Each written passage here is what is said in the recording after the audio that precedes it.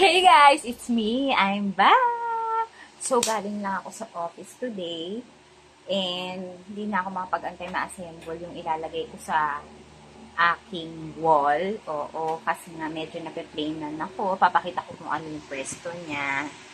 Ayan guys, yun. Actually, may butas na yan. Kaya lang kasi, hindi bumaon yung panglagay ko.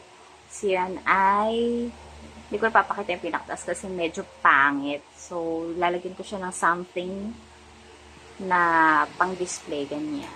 Tagal ko na siyang plan. Ngayon ko lang siya maisasakatuparan dahil nga, ano ba yun? Bumababa pa ang camera ko. Dahil nga, busy ako at hindi ko pa nabibili ito.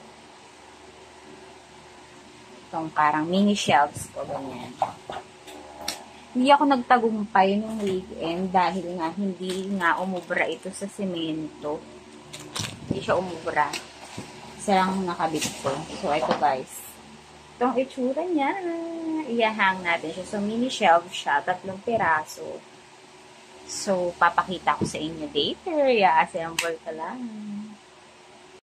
Bali guys, ganito yung itsura niya. So, ito isasabit ko dun sa wall. Yan. Sana lang dumikit yung binili ko kasi ganito yung binili ko. Ganyan. Para hindi siya kita. Ayoko kasi ng ibang color. So, binili ko transparent. Let's see kung didikit siya. Ayan, wish me luck.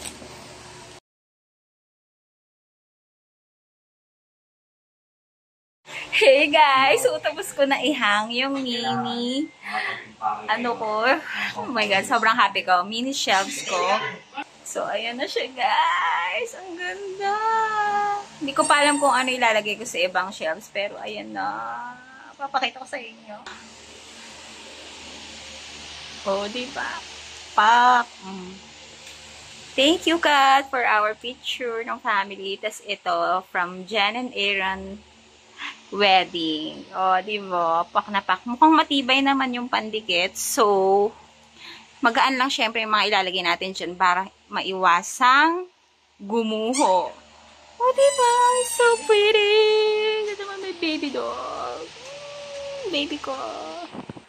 So, guys, yun lang for tonight's vlog. Thank you! Bye!